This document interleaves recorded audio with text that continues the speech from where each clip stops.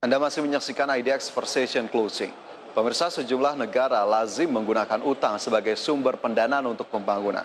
Namun sejumlah negara saat ini justru terjebak dalam tingkat utang yang tinggi jika dilihat dari rasionya terhadap produk domestik bruto.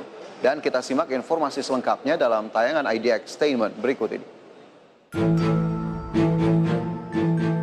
Di era pembangunan yang melibatkan kerjasama antar negara dan organisasi saat ini, pembiayaan pembangunan yang menggunakan dana utang menjadi sebuah hal yang lazim. Di mana negara dengan nilai utang tinggi belum tentu menjadi tanda bahwa negara tersebut memiliki sistem ekonomi yang buruk atau disebut sebagai negara yang miskin. Sejumlah negara bahkan termasuk negara maju tercatat memiliki jumlah utang yang begitu besar. Salah satu indikator yang bisa digunakan untuk mengukur utang negara adalah rasio utang dengan pendapatan negara. Jika semakin tinggi rasionya, maka semakin tidak sehat utang tersebut. Dan seperti dikutip dari sejumlah sumber berikut ini adalah 5 negara yang berpotensi masuk dalam jebakan utang. Yang pertama adalah Jepang.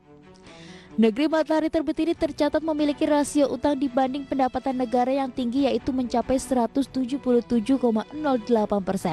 Nilai ini mengisyaratkan bahwa Jepang memiliki utang yang jauh lebih besar, sekitar 1,7 kali lipat dari pendapatannya. Meski Jepang dapat mencapai pertumbuhan hingga 5% pada kuartal ketiga tahun 2020 lalu, faktanya negeri Sakura ini masih memiliki utang yang begitu menggunung. Di urutan kedua ada Lebanon.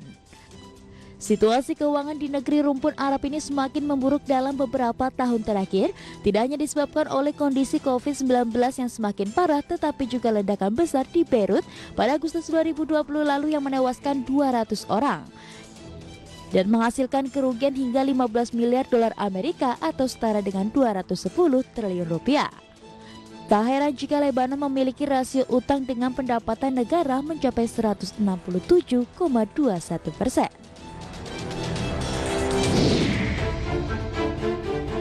Berikutnya ada Italia. Sejak awal tahun 2020 lalu, Italia harus mengalami penurunan performa ekonomi di negaranya. Tidak hanya menjadi epicenter dari pandemi COVID-19, Italia juga mengalami sejumlah permasalahan internal, mulai dari permasalahan banjir hingga sistem pensiun yang semakin buruk. Negara beribu kota Roma ini pun dalam 3 tahun terakhir akan menerima pinjaman dari Uni Eropa senilai 254 miliar dolar Amerika demi pemulihan negara. Sedangkan rasio utang dengan pendapatan negaranya pun kini mencapai 148,84%. Di nomor 4 ada Portugal. Negeri beribu kota Lisbon ini adalah salah satu negara di Eropa yang sangat bergantung pada dunia pariwisata sebagai pendapatan utama negaranya.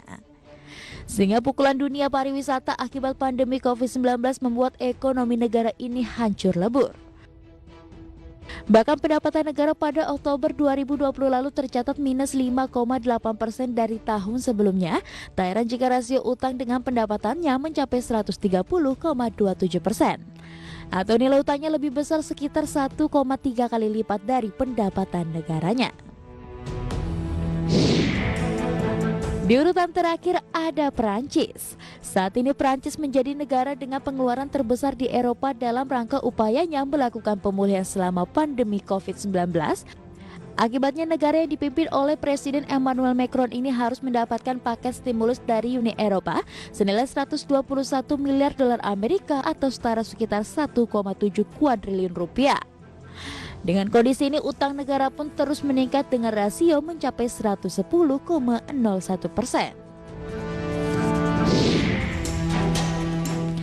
Bagaimana dengan Indonesia? Data dari CIIC Data menyebutkan Indonesia pada September 2020 lalu memiliki rasio utang dengan pendapatan negara di angka 37,1%. Dengan angka tersebut, Kementerian Keuangan sendiri saat ini terus berupaya menjaga tingkat utang dengan rasio yang tidak melebihi PDB agar tingkat utang Indonesia tetap terkendali. Dan pemirsa, demikianlah informasi yang kami sajikan dalam IDX Statement kali ini. Semoga apa yang kami sajikan dapat menambah hasanah ruang informasi Anda. Sampai berjumpa dalam IDX Statement berikutnya. Berbagai sumber IDX Channel.